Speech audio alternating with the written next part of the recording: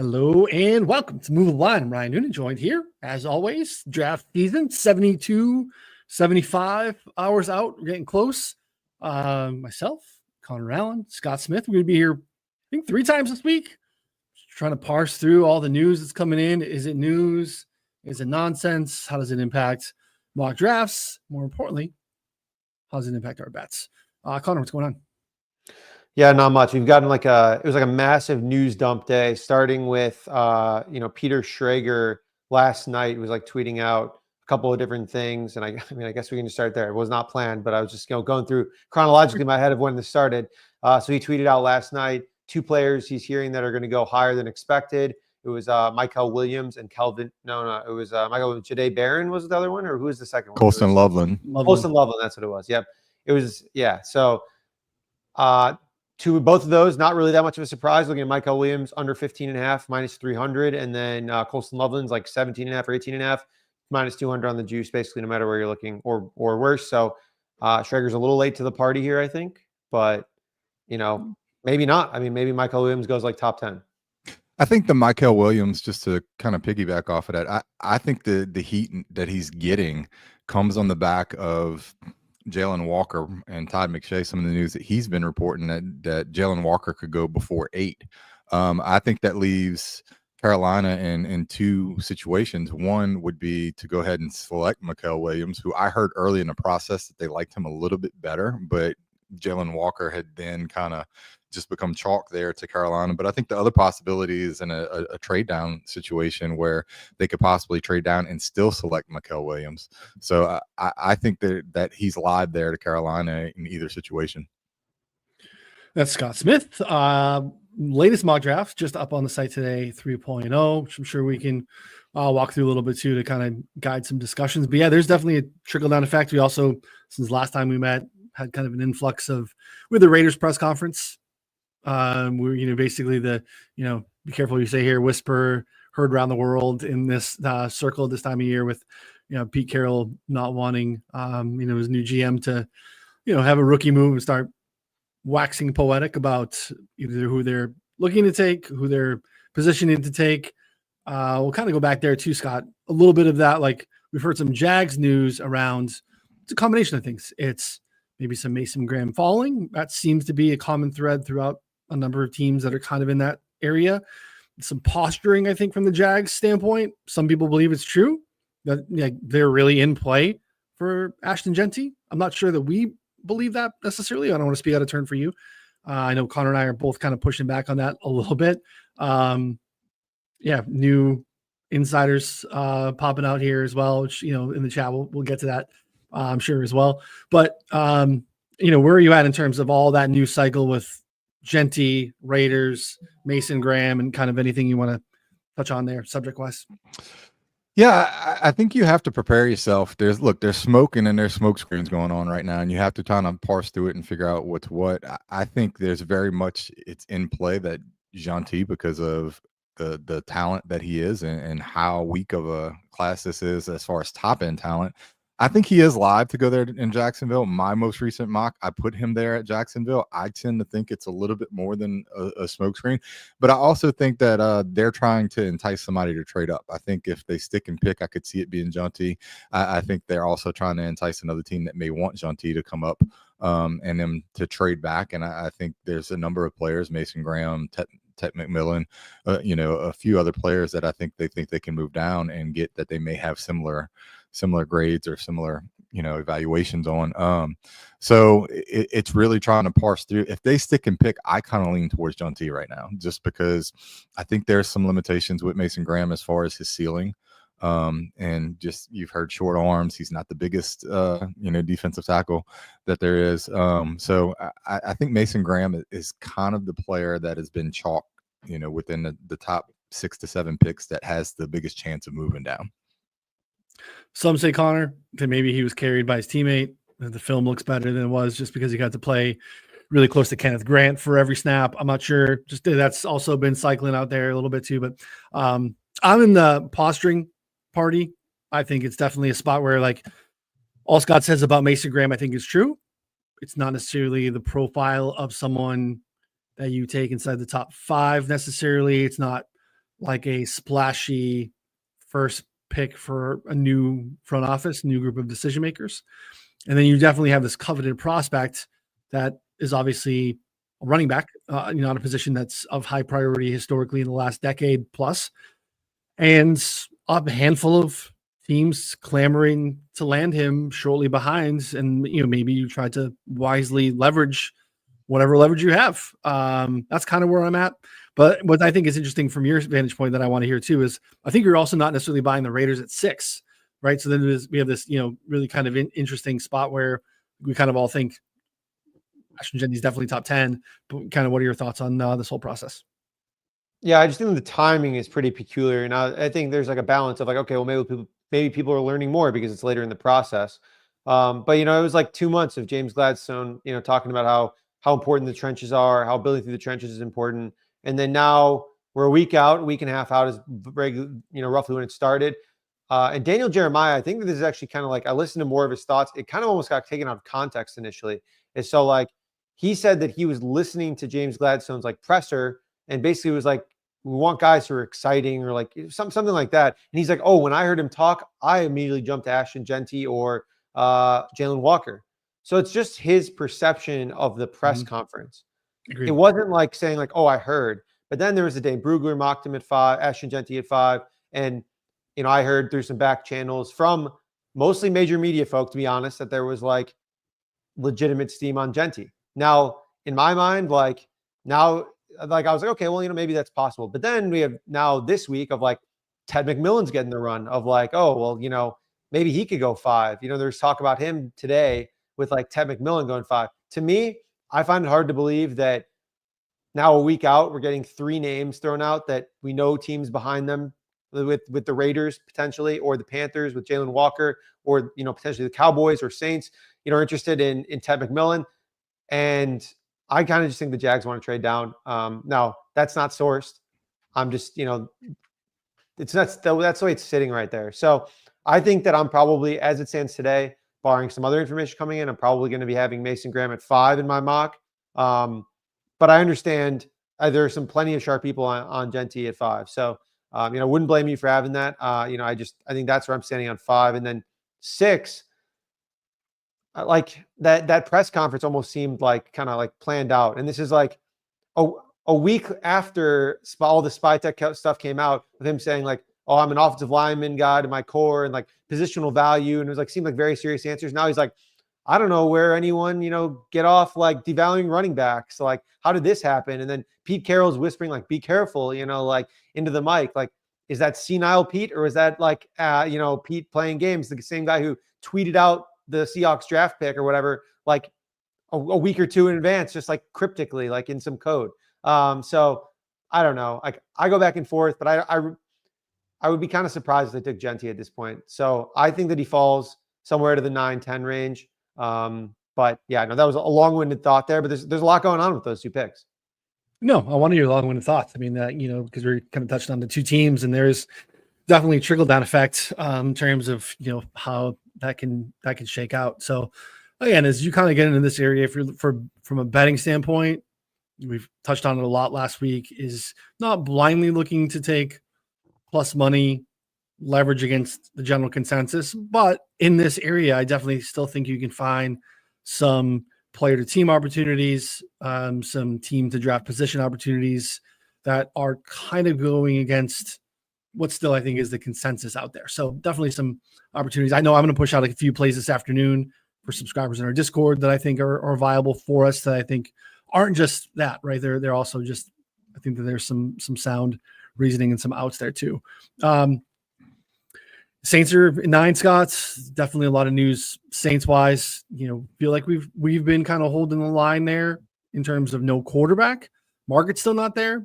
Connor's talked about some opportunities in terms of whether that's Tyler Warren, that could be a Jeanty team. If you're thinking that the Jag stuff is not real, Saints stuff is not real, and none of these teams can find, a team to kind of trade up. So many teams want to trade back. So few teams seem to want to trade up, because we've all agreed from the jump, it's basically from 3 to 35, pretty flat in terms of, positional value and what you're losing and where tiers drop off for positions. Where are you at now with Saints news? anything that you're hearing down there in terms of New Orleans? Yeah, the player that continues to get the steam down here is Tyler Warren, and that's basically everybody you talk to. I don't think quarterback's in play at 9 at all. As a matter of fact, while they do like Jackson Dart, what I've kind of heard recently is I think they're looking to trade up, but I don't think they're gonna like just trade up so huge that maybe it goes back into the first round. I think they have a fallback plan. I think that fallback plan is to go ahead and bring in Carson Wentz on a cheap deal if they strike out on all the rookie options. So I think he's in play. I think right now it's Tyler Warren. If for some reason Tyler Warren is off the board, I know that they really like Jalen Walker and Mikael Williams. Those would be the next two players that I would have if either one of those were available, with the real fallback option kind of being Shamar Stewart. I think from the Saints standpoint, looking at it defensively, they have Cam Jordan for one more year. They look at a young player like Mikael Williams as being, very versatile, but, fitting in what they want to do there with the new defense. And I think Cam Jordan getting to mentor a young player like either he or Shamar Stewart would make a lot of sense if Tyler Warren is off the board. But Tyler Warren has been, by all accounts, the player that has gotten the most steam and is being targeted by the Saints there. Got some nice prices on that. You can still get some fairly nice prices on Saints to draft the tight end, Tyler Warren to the Saints, because again, the market still is definitely leaning quarterback there. I feel like, and the name wasn't mentioned there, Connor, in terms of like Jacksonville, but I feel like that's kind of the start of where Tyler Warren could come off theoretically. It's a little early, but I still think that we believe that there's some possibility that the Jets are in play, the Panthers are in play, the Saints are in play, the Bears are in play.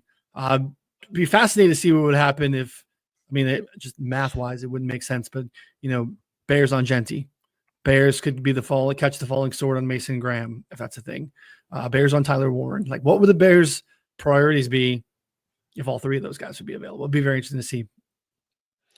Yeah, no, it's tough. And with the Saints too, so FanDuel just opened up pick 6 through 10, and they have an interesting pricing on FanDuel. It's kind of in line with the market with both Sanders and Dart at the top. It's just a massive inefficiency. I just don't really know where to spend my money, essentially. So like I have a little bit on Warren. Warren's 9-1 on FanDuel to go 9th. Mikael Williams is also 9-1. Jalen Walker's 12-1. So of the guys Scott mentioned, you can just bet them all. That's right. like, You can. and you're still in a good spot. 9-1 on Bet365 from Sam. Like, yeah, I think that the question is like, I think there's a real chance Warren goes at 7 or maybe 8. I have a tough time thinking they're not going to take Jalen Walker, but as we're sitting here right now, Tyler Warren moves to plus 850 on FanDuel. That's funny. But Mikael Williams to plus 950. So I don't know. Like, I think that's like, it's kind of a tough thing because I think the Bears are in a similar boat. Like, if Genty's there, I think they pick Genty. If Warren's there, I think they pick Warren. If neither of those guys are there, then it's interesting. Like, are they a Kelvin Banks team? Are they a Colson Loveland team?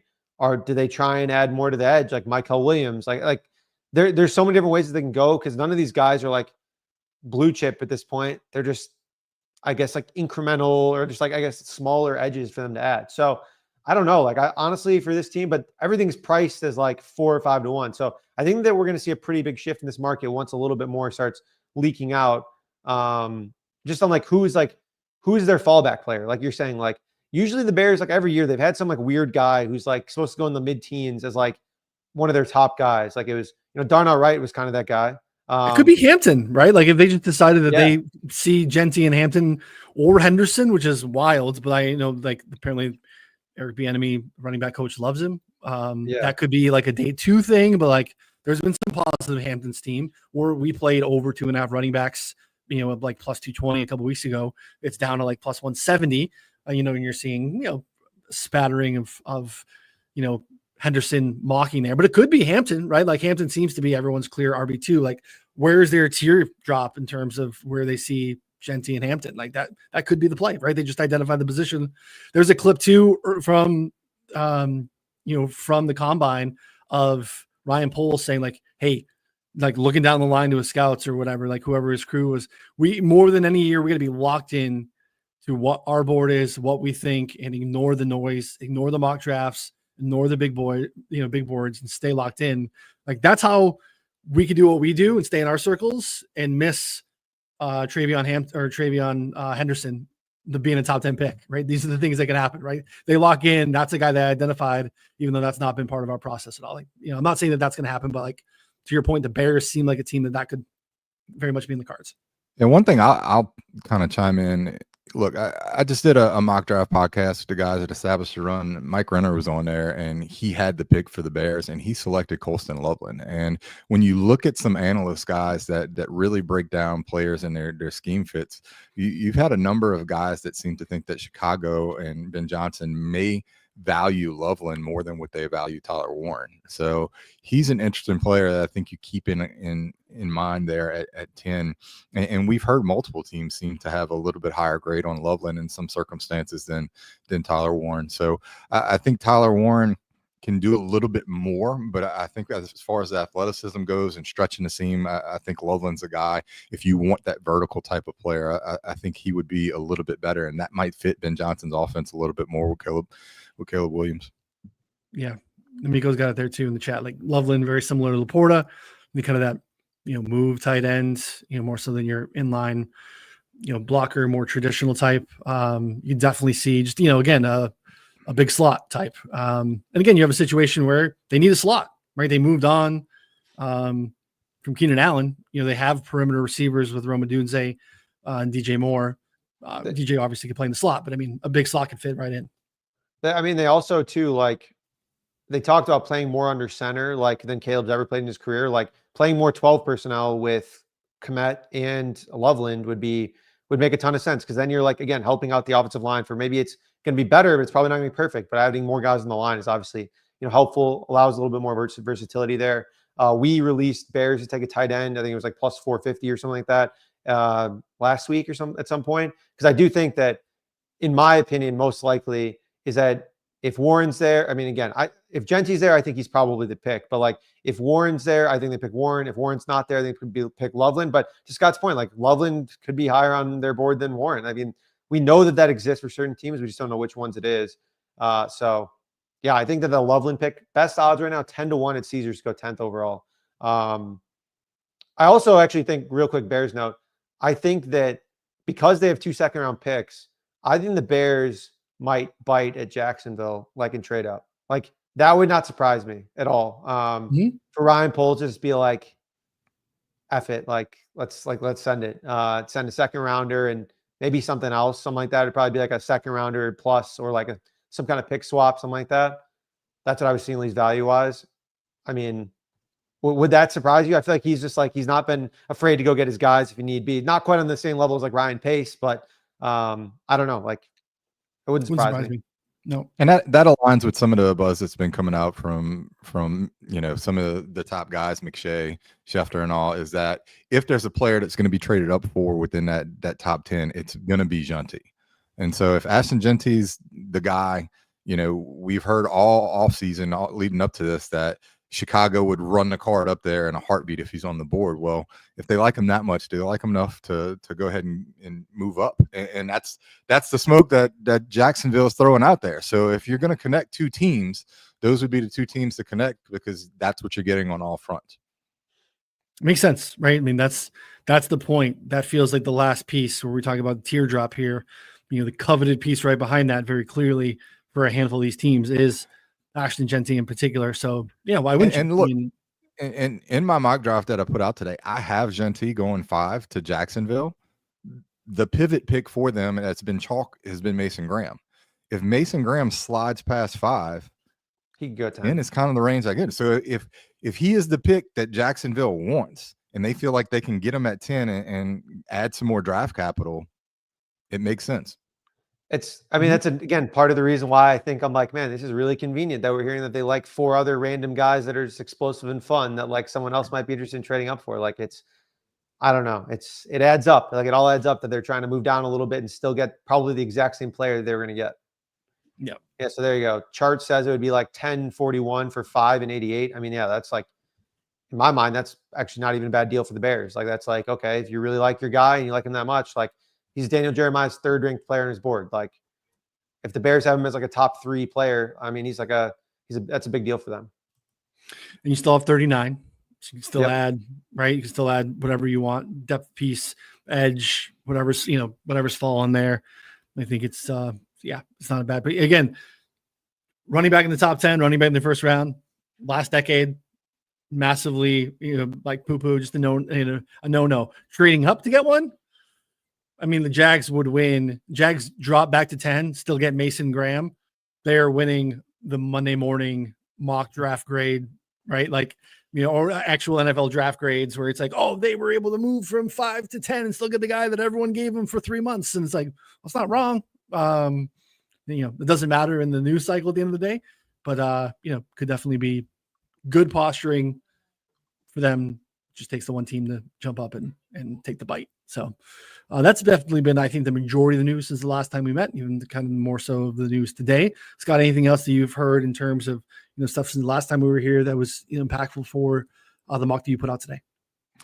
Yeah, I think we really have to start looking at this quarterback situation, and it's getting harder for me to match up specifically which teams and how they're going to value some of the quarterbacks. I still have Shedeur Sanders going 21 to Pittsburgh, but supposedly they have a first-round grade on Jackson Dart. I think it's a little bit telling that both Shedeur Sanders and Jackson Dart have declined to be there on night one of the draft. I just think there's some options there for those teams, and it's getting harder and harder to kind of justify some of the draft capital it's going to take for some of the teams to move up. I still don't know what is going to happen with Aaron Rodgers there in Pittsburgh. You've got some posturing from them that they're willing to roll with Mason Rudolph as a starter. I think that is absolutely ridiculous. So I don't really think that that's going to be the case going into first week of the season. So for me, Shedeur Sanders seems to be the best fit for Cleveland. And it's just a matter of which one of these teams is going to move up to get him. I don't know that Cleveland's going to move all the way up past Pittsburgh to go ahead and make that pick. I think some of these teams are willing to go ahead and let the board fall to them and see what happens. And I think of the teams, it's Pittsburgh and New Orleans that are in the most desperate situations as far as quarterback. So it's looking more and more to me like you could have a situation where it's 2 or 1 quarterbacks in the first round. I don't know that Jackson Dart is going to make it into the first round at this point. Yeah, I struggle with that too. I kind of agree with Scott here, Connor, in terms of Pittsburgh letting the board fall where it may. Right, we've got reports out of Pittsburgh that they have first round grades on both, that they love both Dart and Sanders. One of the old Pittsburgh beat reporters said that he's not sure that Pittsburgh could pass on the super athletic Shedeur Sanders, which is news to me. I thought that was not part of Shedeur's makeup and part of why he's going to be maybe available in the 20s. But, it's in the team that even with the change of leadership, with Omar Khan coming in, that's basically they visit these guys or like they have had, part of it's kind of a little bit clearer historically of who Pittsburgh is going to be taking. Now, do they have to trade up? I don't know, especially if you have a first round grade on both. Probably let the board fall where it may, or I know you've been on it. I think defensive line still very much in play for them as well. So very kind of fascinated with, to Scott's point, what kind of happens in the back 20s and who makes the move at quarterback. Yeah, it's an interesting spot for them. I don't know who's going to trade up for the quarterbacks. Like I think under 2.5 quarterbacks, it was plus 300 a couple days ago. If it was still there, I probably would have fired that officially. I played a little bit personally. Now we're down to like plus 150. I still lean towards under just because it's like, there's so much volatility of after you get outside of the first 10 picks. Could there be 3 quarterbacks taken? Absolutely. But like you need 3 quarterbacks to take, and we don't even have like specific landing spots for all them. And to the Steelers I'm not even sold that they take a quarterback. I think, I was looking at it now, and the more I dug in, like I don't think they're going to take one, to be honest, at least in the first round. I think the only reason Aaron Rodgers hasn't signed is so he doesn't get Penix, basically. And so that I wouldn't be surprised if he went to went to their facility, they talked and was like, I just want to confirm you can he probably tried to put him in a corner and say, you're not going to draft a quarterback at pick 21. They probably said, well, if the right guy falls to us, we might, they probably just didn't want to commit to that, which, I don't blame them. That makes sense. And so that leaves the Steelers in a better spot, and they know no one else is going to sign Rodgers. So I would anticipate that he signs with them, and then their quarterback problem is not necessarily solved, but delayed for a little bit. And then they can go elsewhere and adjust best player available. So, yeah, I would expect them to go to D-line as of today. we've heard like they like 4 different guys. I mean, we heard that they're a Milrow team. We've heard that they're a Dart team. We've heard that Mike Tomlin actually hates but also loves Shedeur Sanders, like from different people. Like it's a complete mess. So I'm just staying away, to be honest. And all of these defensive tackles that are in that range scream Steelers. Like Derek Harmon seems like he was built from the Steelers freaking front office and would just fit in like perfectly with Cam Hayward along that front line. So it's getting harder to really pinpoint a quarterback to Pittsburgh. And you look at the work that the Giants have done. The Giants have probably done the most work on Shedeur Sanders, and the fact that they're not sold and high enough picking them to 3 tells you a little bit of what maybe a lot of the other front offices think about Shedeur Sanders. Yeah, it's tricky. Go ahead, Connor. I was going to say, do we want to go through insider the cycle here? We can pop up some tweets. This guy's pretty funny. It's Sears Tower. He's like, he came about like, I don't know, maybe a year or so ago. First off, his pinned tweet is him saying that Antonio Pierce will remain head coach of the Las Vegas Raiders, which is hilarious. He also has in his bio a fraud at the moment, period, but even Jordan had a few misses. He did have some good plugs early in his, Twitter egg career. He still has no profile or anything, but obviously also has some misses. From my understanding, because I think he's like Ricky, I think he's on the agent side, which is not good. That's not where you want to listen to people, because agents get lied to and told things all the time about like, oh, this player is going to be here, or like, we wouldn't, we'll never pass on this player. Like, you have a promise. Like, when I started listening to that, I had my worst drafts ever. And so, that's all I'll say is that I think that he's on that side, but we can go through the tweets anyways, because they're kind of fun. So he said, let's get the draft week started with the warm-up. Raiders aren't taking Ashton Genty. Keep an eye out for Membu or Jalen Walker. I'm in on that because it confirms my priors. So, that's great. It's all that matters. Yeah, let's hear that. This one was an interesting one. Let's keep it rolling. Maybe the best kept secret, maybe not anymore. The Panthers love Tet. If Jalen isn't there, I'm inclined to believe that's the pick.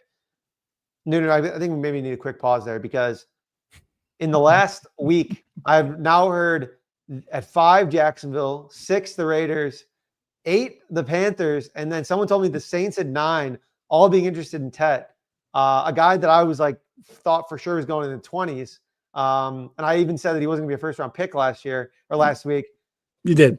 He is now interested in, like, from everyone. So what's going on with Tet? I mean, was it always Tet? Like, the meme with like the guns, the guy standing behind the other, it's like, it was always Tet, man. Is that what it was? I just want to point out, because I just clicked on this account. When I see this guy subtweeting or quoting Ricky, I mean, that's as good as it gets for a draft Twitter.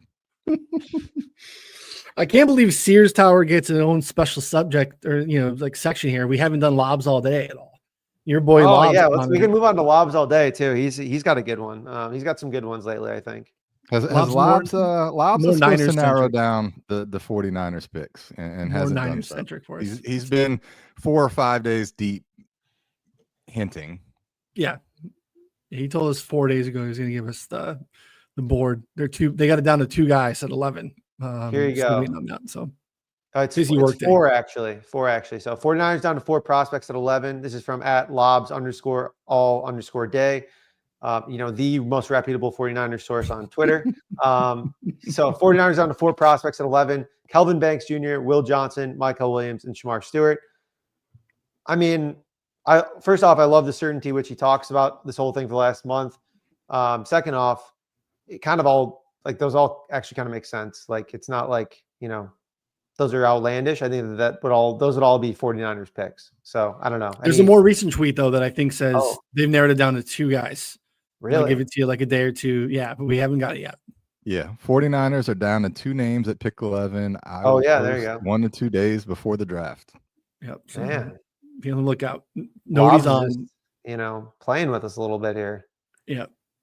Nobody's on for Lobs all day. So yeah, I mean, it's always been Tet, man. I mean, I don't know that Tet. I still think the Tet or the golden first receiver play, with the thought of it being Dallas, the information that Scott got there, I think that tracks, right? Whatever we think of Mingo as its own discussion, but I could see them saying like, hey, he's a young guy.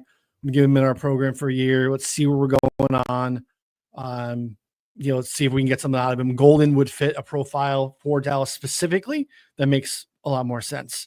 Outside of Dallas, if there happens to be receiver interest at any of these clubs ahead of it, I mean, it feels like Tet to me. It feels like Tet would make sense, right? I just don't see that these other teams would be necessarily Golden guys over Tet. I know not everyone loves that. It doesn't really align with their bags, and I understand that. I'm not here to stomp on anyone's bags. Like everyone, get those back home in nice, cushy bunches on Thursday. But yeah, I've just been surprised that the kind of negative stuff of Ted over the last 2 months just didn't seem to align with, anything I've watched for the guy. Cause I thought for like a year and a half, like this guy's going to be a Patriot, right? So I was watching as much Ted McMillan. We need a receiver. Who's the top receiver? Always kidding. Look at this guy. He's big. Like he's kind of got the whole bag. It makes sense that, he would make sense for a lot of these teams in that top half. I mean, look at that. We joke about like the Jets, in their depth chart and the Raiders in their depth chart. Look at the Jags in their depth chart, right? I mean, it's not good. It's BTJ. And like, they want to tell you that they love Brendan Strange. And it's like, what's the rest of the receiver group, right? Christian Kirk's gone. It's just, it's kind of garbage. So there are teams to me that make sense that need big bodied contested catch, red zone type of dude. And even though, Jacksonville has one that they landed last year, they don't need another. So, I mean, that's in play. And I've obviously splashed the board there to kind of back it up so that I have some. I don't want to chase it now, but I think it's in play, I guess. Yeah. I mean, someone told me like, hey, Tet's about to get some buzz tomorrow at 5th overall. He told me that last night. And so I put $15 on it, at 50 to 1. It was 50 to 1 at 5th overall. I was like, you know what? Noonan would be proud. I made a nice donation to Flutter, FanDuel's parent company. So that's fine. It's like the perfect example of LCLV, like it's now 7 to 1. They won't let me cash out. But yeah, it's great. It's a good time. Yeah. What's up, Miko? If Dallas does take a wide receiver or moves back, who is the first wide receiver team? Seattle, Green Bay. I think we kind of agree with those. There's been some Seattle discussion in terms of, I don't know, is Tet a DK Metcalf replacement? I think we all agree that Green Bay would be absolutely a home run pick, would be that big bodied wide receiver one potentially that they need on the perimeter, with Reed in the slot. Do you see a team before that? It doesn't feel like something that depends on what Miami wants to do in terms of like, Tyreek trades or anything like that. Again, another team that has so many needs. Miami's really hard, I think, to kind of hold down. Seattle feels like the first team on the list. And I really feel like the Chargers, Green Bay would kind of be the next ones. Yeah. Scott, go for it. Yeah, I mean, see, it's Seattle. I don't think they really have too much after JSN. Cooper Kupp, I think, is 1 or 2 years left on the contract, so they need a little something extra. They also have a lot of needs on that interior, that offensive line. I think Seattle kind of gets into a little bit of a mess if Gray Zabel goes higher than what's projected in most mock drafts. He's been a little bit of chalk there. You can kind of look at maybe some secondary, I think would be an option, but if none of those are fits or if those players are gone, then, I could definitely see Seattle, picking one. I think they would be a little bit more interested in Tet than I think they would Matthew Golden. It seems like a little bit better fit. And I think that's the same situation for Green Bay. Green Bay's done a good bit of their homework on both of the wide receivers, but I think Green Bay would prefer Tet over Matthew Golden is what my understanding is. I think Tet would entice them to go ahead and kind of break that spell of not drafting a wide receiver in the first round, but I don't know that Matthew Golden would. Kind of aligns with some stuff we heard or think there on the Green Bay side, right, Connor? Anything else to add? No, not too much. I guess the thing I'm having a tough time is Egbuka, because I was going around in gambling circles and publicly like he's for sure a first round pick, and like backstop is 25 with the Texans. I mean, I guess I kind of buy that. He's just kind of like a weird player that like I think he'd be like a legit terrible fit with the Seahawks, given that they have 3 guys who all would be 3 guys who all play in the slot, who probably thrive predominantly in the slot and then can play outside, but like you want them more in the slots. Like that would be an awful fit. Same with the Packers. Like I don't get it. Like I don't get with the Packers at all. Like because Jaden Reed exclusively plays in the slot, basically. Like he's only plays in 11 personnel. And like again, like I'm assuming you want Ibuka to play like both. Like he can play outside, but like you want him to play both. And so I don't get it there either. So yeah, I don't know where he goes. Like, and I know there's a lot of confidence surrounding him going the first round pick, and I don't have anything necessarily to refute that. Just the outs of like where he could go are like a little bit, I don't know, murky, I would say, for him. So I'm a little hesitant to lay. I think it's like over under is like 28.5, 29.5, depending on where you shop. Like I obviously lean under, and there was like some smart people talking about that. There wasn't many specifics given there beyond what was said there. So in that same spot too, 28 is the Lions, right? There's been some like, do they want to extend, Jameson Williams had some off the field issues. What do they want to do there? Well, they kind of have a slot merchant already, right? Like they have Amon-Ra who makes a living in the slot, right? Is that another great fit? Not necessarily, right? A lot of these teams have that answer. Sorry, Scott. Yeah, I think the out that you really have to look at hard is 25 to Houston. There's just not that many fits for him outside of that. Maybe if he drops down to Buffalo, would Buffalo consider it? Washington possibly at 29 as kind of a fit to add around Jaden Daniels. But I think for Ibuka, one of the things that you're hearing is that he's been one of the best interviews throughout the pre-draft process. And that, some of the coaches and even Ohio State players kind of rave about him. It's hard to go ahead and justify slotting him into some of these teams that either don't have the need or he's just not a fit because there's already a premier slot on their rosters already. So I think if you look at it, it's almost 25 or bust in my opinion. Yeah. But I think 25 is a very, very live back end floor, right? Like, probably doesn't get scooped ahead of it. It just becomes, is that what they actually decide to do? We talked about it. I think I've talked about it the last couple of weeks too. Like I pushed back a little bit on, this is one of the consensus spots that I pushed back on with some of the moves that they've made in the off season to solidify the offensive line or to bring in offensive line talent. I understand why the perception is the interior of your offensive line in Houston's a priority, but they're pretty aggressive. And they also replaced Laramie Tunsil with Cam Robinson. So they answered the left tackle issue and then kind of like, let's just throw a bunch of names and bring in a bunch of dudes that can help in the interior and kind of see what happens in camp and see who can win the job. It could be a spot where they want to, solidify with a first round type talent at this point in their career, have that cost assurance for someone moving forward. But it's also a spot where like, hey, we kind of feel like we got bodies for 2025. We have some questions at receiver with Tangtel. What are you going to do? Like how healthy can you what are you going to get out of a Christian Kirk? All those different things. So wide receiver, very interesting there. In my opinion here. Connor, anything else that you want to touch on here, or news or anything to add on these discussions? Yeah, I think real quick, Jahdae Barron got some hype at 7 to the Jets.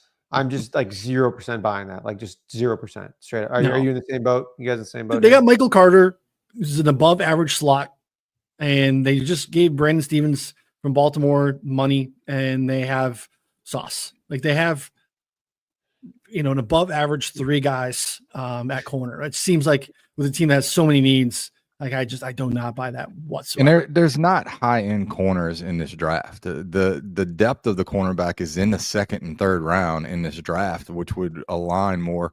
And look, we talked about it. I think Tyler Warren and Kelvin Banks are squarely the 2 players, and I think you could almost, even look at some of the stuff for the Saints. But I think you look at it, and I think it's a situation where Tyler Warren is probably ranked a little bit higher than what Kelvin Banks is, but the way the draft is going to fall out, would you rather have Kelvin Banks or Amon Membu in one of these tight ends in the second round, or would you rather have Tyler Warren and, guessing who would be there in the second round? So I think squarely it's going to be Tyler Warren or, Kelvin Banks, one of these offensive tackles there is what I'm projecting. I just don't see any way for defensive back to even be in play at 7. That report is one of the ones that made absolutely no sense to me.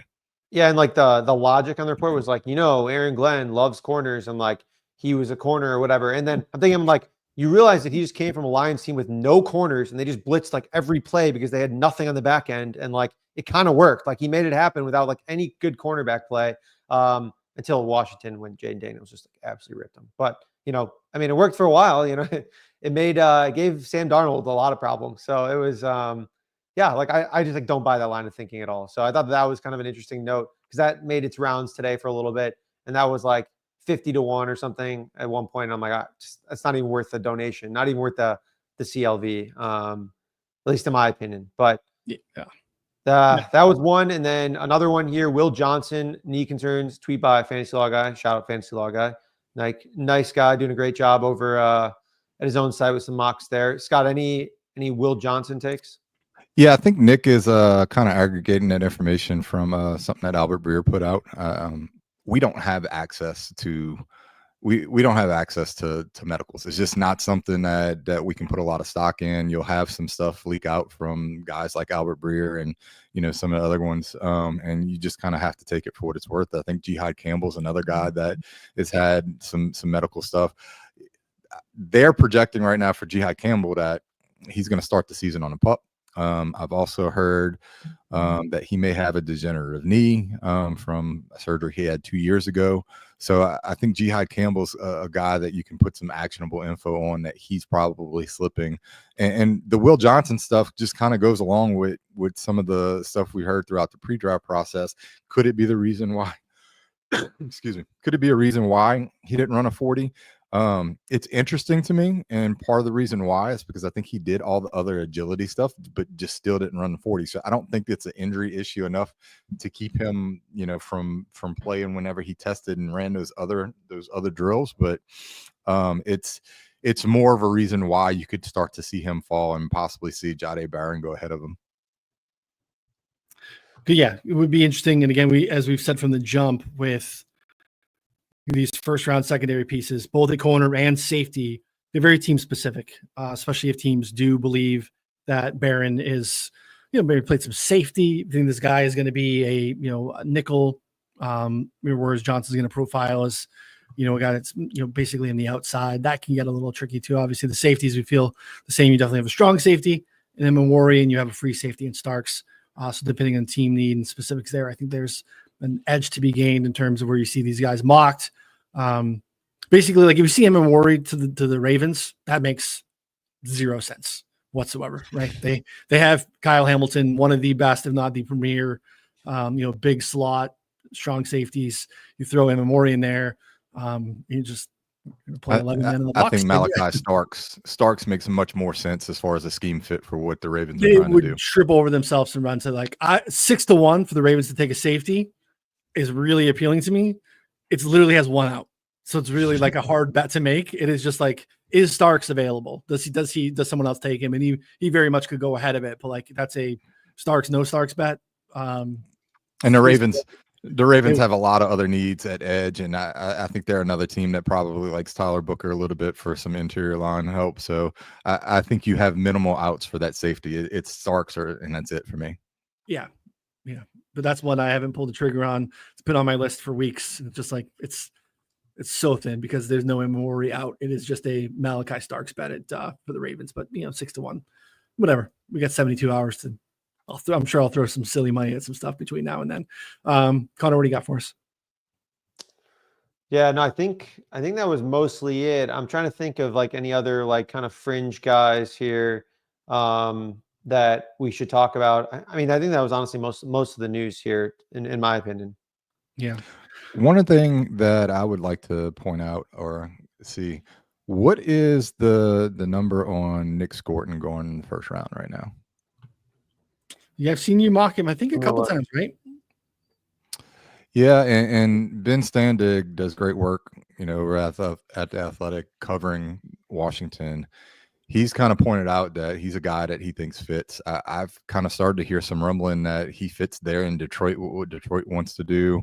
He's been a captain at 19 years old. He can play the run. He actually played at Purdue at a lighter weight than what he did at Texas A&M. And a lot of the people that have gone on to kind of do some film study on Shamar Stewart have come out like a Nick Scorton. I think he could fit for Philadelphia. I think he could fit for Washington. I think he could fit for Detroit, especially when you're hearing some of the things like on James Pierce and him possibly falling out due to character concerns and some of the other stuff. I think he's a little bit more versatile than a guy like Azaraku, who was a little bit light and struggled in the run.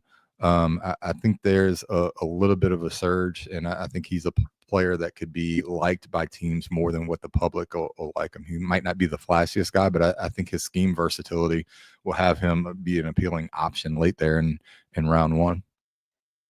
Yeah, you're looking at odds of like plus 200 to plus 230, depending on where you shop around at, which is not bad. I mean, like you said, there's multiple outs. I hate betting on things that like odds of first round when you have like one out. If you have like two, I think that's kind of interesting. So yeah, especially at plus 230, that's not bad at all. Especially when this year too, like all the guys who thought maybe could get in just got steamed up massively, like pretty quickly when the markets open. Like Jalen Milroe was like minus 110 at one point to be a first round pick when he got like the combine invite, or the draft invite, which is like outrageous, I thought. That's interesting. I think I listened to just a little bit of it this morning. I have this in my notes. I think it might have been Mina and DJ on a podcast. It was different. Like it was a mock. Yeah, I didn't listen to all of it, but because right away they talked about like it's going to be like a what would DJ do mock, and I'm like, well, I don't think we're going to get a lot of information. But it wasn't great. Okay, you guys. It was rough because it was. I didn't listen to the whole thing. It was a this or that with Mina basically giving the options, and some of the options she was giving him to choose from are things that are I could basically put 100 to 1 on that they weren't going to happen in certain circumstances. So it left DJ doing a lot of what ifs. Okay. Yeah. So there was something he said in there, and I think it was that episode, maybe it was something different, where he made it sound like Donovan Jackson is a first round pick. Like he's not, someone's taking Donovan Jackson in the first round. Yeah. The team that I've seen that is most linked to Donovan Jackson that seems to have a very high grade on him is Minnesota. A lot of people kind of get stuck on Minnesota. They're a team that I think would like to move out and get some more draft capital. Malachi Starks and Nika Menwari, Jahdae Barron, everybody kind of just goes back to them needing secondary help, which is valid. I think they would. I think Malachi Starks would be great next to Harrison Smith for a year. But that's a guy that it's basically certain teams have a flavor that they like, and Donovan Jackson fits that. He kind of fits that for Minnesota and a couple other teams. And he's a guy that I think would have an option at Minnesota, depending upon how the board fell. I could maybe see Kansas City as well, being a possible option if Josh Simmons and some of the other guys are off the board. So that would kind of be the outs for him. I don't know that he would be much higher than 24 to Minnesota. No, but right behind it though, right? It's the Houston discussion, right? If Houston does it. The Rams would not surprise me if they wanted to go interior offensive line. You just mentioned the Ravens.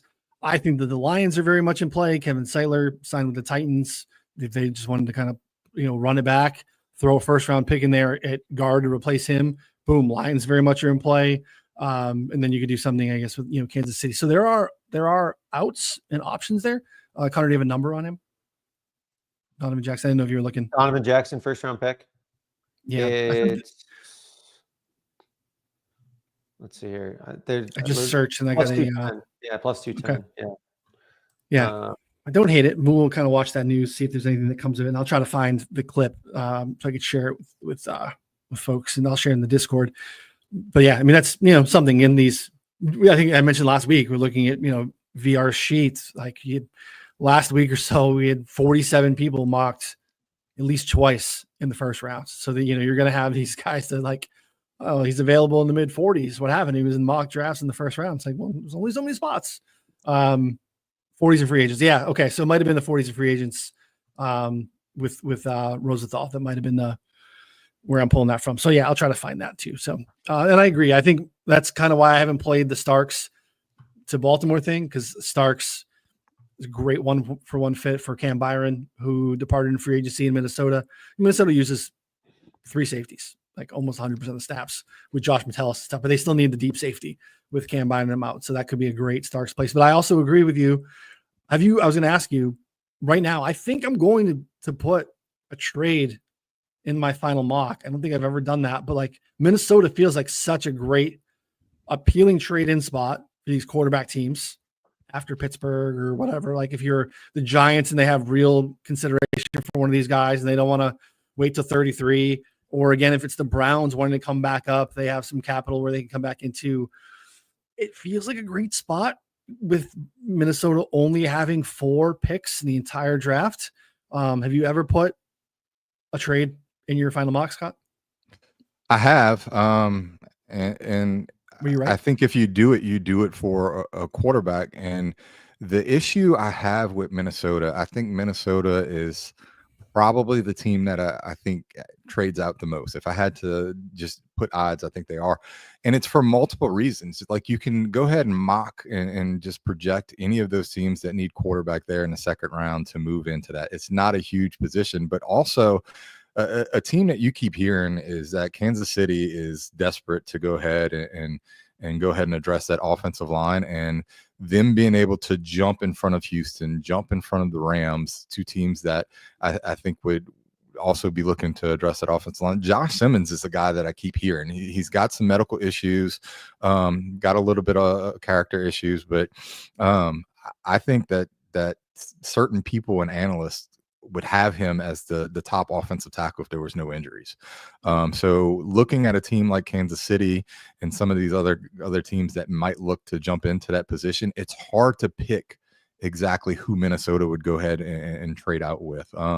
Luckily, I don't think they're looking at any teams in the division, so I don't think that would be a block as far as their theories and strategies on how they do things. And I think for what Minnesota needs, if they move back with Philly or if they move back with Kansas City or even into that 2-3 range in the second round, I think they can still get a player that fits their needs of what they're looking for while recouping some draft capital. So if you're going to pick a team to move in, whether it's for a quarterback or whether it's for another player, Minnesota makes the most sense to me.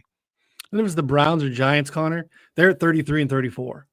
So from a Minnesota standpoint, you're not moving back too far. You still would have a very early day 2 pick to be able to grab, whether it's that guard replacements or whatever it ends up being that you need without moving into the 40s or 50s.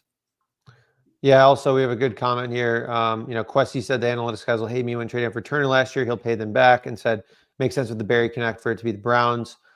Yeah, I mean, also too, like if you think the Browns take Travis Hunter, like trading it for Shedeur Sanders, if he's still there, which I think he's still going to be there, makes a ton of sense. Make sure the Giants don't even have a crack at it. Make sure the Saints, if for some reason they think the Saints like him, or even like that would actually make a ton of sense and probably wouldn't cost too much for them to do that. So I just don't know how to do my final mock like that. I just don't know if I want to do that. I might have no quarterbacks besides Cam Ward, to be honest. It's just a matter of taking a stand on which quarterback you think is going to be number 2 in this draft, and you take a stand on which team. We talked about it last year in some of the mock drafts I did leading up. We didn't feel like Bo Nix was valued at that number 12 pick. And so in some of my mocks leading up to my final, I mocked Denver trading back into first round to select Bo Nix. I think that's the situation. It's a little bit more realistic this year, I think, as far as getting Shedeur Sanders maybe at pick 24 to Cleveland. I think the fit is there. I think the Giants are under a bit of pressure, and from what you've been hearing, their front office and some of their staff is split on how they feel about Shedeur Sanders. So when it comes down to it, I think you need to trust Brian Daboll for the Giants. I think he's done a good job of developing quarterbacks, so I would kind of lean on him over Joe Schwinn or whatever. But I think if you want to take a stand, Minnesota's the spot to do it, and you figure out what team you think fits the most, whether that's Cleveland, the Giants, or even the Saints. Do the mock draft contests even allow us to do trades? Like, is that even I think they do now, right? Like the huddle one or whatever. I don't even know. Yeah, they allow to do trades. The one thing is that you kind of run the mix of missing on 2 teams if you miss on your trade and project the team to be out of the first round. So that's always an issue. But at the same time, if if you hit on the pick, it kind of gives you a little bit of a leg up on the rest of the competition. So it's always dangerous as far as trying to project trades. That's why most of the time you don't do it. But if you're going to do it in any year, I think this is the year to do it. Hey, no glory finishing 20th, right? Or what was it last year, Connor? Oh no, I was squarely in last place or near the end of the thing, based on how things went. It was. Go home. I talk about that story all the time because there was on a Barstool show, and like Stephen Shea, like their like draft guy or whatever, like the football guy, was getting absolutely ribbed because he was like 58th out of 59th mock drafters and just like getting wrecked. And on the screen, I look up there, 59th, Connor Allen, 4 for 4. I'm like, oh shit. I had a couple people message me and they were like, what is that you? Like you know, like how did you avoid any flack there directly on the show? I was like, oh, thank God. But hey, only up from here, right? Only up. Look, we're doing our best to make educated guesses at the end of the day based upon the information and intel that we value. And when it comes down to it, you're killing the game if you can just get 10. Oh yeah. Oh yeah. Just 10. So most people average less than 7. So and that's, you know, look, getting 1, 2, 3, and 4 right most of the time. So yeah, I'm not gonna let Connor die on this hill alone. Like I wasn't much ahead of him. I was ahead of him, but I wasn't much ahead of him because we died on some news that like just source that was really solid the year before missed the mark, and the trickle down effect for, you know, one guy out of place, especially early. People didn't miss that, and they kind of held the line with chalk. Like, everyone's bypassing you early, and then if you're missing those early ones, you're chasing your tail late for sure. One of the things I'll say that's been a little bit difficult this year is some of the people and sources that we've leaned on in years past. You've had some front office changes, so we don't necessarily have the same input and connections as we've had. Some of these front offices are getting a little bit more tight-lipped because, you know, their intel was leaking out and getting too out there within the media. So it's been a little rough this year, and having to source some new guys that, you know, get some new intel from different places that, you know, we haven't necessarily, you know, seen the results of yet. So it'll be interesting to see how things pan out and see, you know, what intel and what sources and people have been correct. Yeah, I'm trying to lean more than years past on contracts, depth charts, things that try to like be tangibly making sense that would track on like positional needs and see if there's anything that kind of, you know, yeah, and coalesces at the right time. The one other thing that I would kind of point out, Arif Hassan puts out his consensus board. It just dropped Easter. It's one of my favorite assets and tools to use when you're doing this. If something seems, you can go ahead and kind of look at the big board, look at expected draft position on VR's sheet and kind of match those two things up. And if either thing is really off, those are kind of the players you can kind of start to see drop in and kind of take a stance on a few areas. Yeah. And then again, shout out to Fantasy Law guy. Nick has done a great job at compiling, you know, team needs and trying to source that out as well to try to think, you know, thoughtfully through the process and try to narrow it down from there. Right. That doesn't give you the answers to the test, but then you start to like this part of the process, you definitely can like put a pen through some names, and that I think just helps too. Right. You can start to really think about, you know, just who I'm not even considering in this spot. And that's really, really helpful. So look, at some point in time in this game, you got to drop your nuts in the sand and draw a line and take a stand. It's just the way it is. I think it's nut dropping time, buddy. It is Monday afternoon. It's about time for the, you know, nuts to hit the table. It is those final mock drafts have to get submitted, posted, bets to be made. Okay, we get to bet all the way to the wire. So, you know, those mocks, I'll take an L in a mock to you know, chase the right bet all day for subscribers. So if you are interested in doing that, 4for4.com/plans gets you access to our site, gets you in the Discord, gets all the official plays. Within the next half an hour, I'm going to put out, I think maybe 4. I think I got 4 plays I'm going to put in there. I think I got the stamp of approval from these two guys that may be being with me. So we kind of collected plays. And I think you'll see a lot more from Connor here, especially too in the next 48 hours as well. So look for that. Check that out. 4for4.com/plans. Move the line wherever you listen to podcasts. 4for4 bets on the YouTube channel. Subscribe because we're going to be back again on Wednesday and Thursday as well. So for Connor and Scott, I'm Ryan. We'll see you all next time. Thanks, everybody.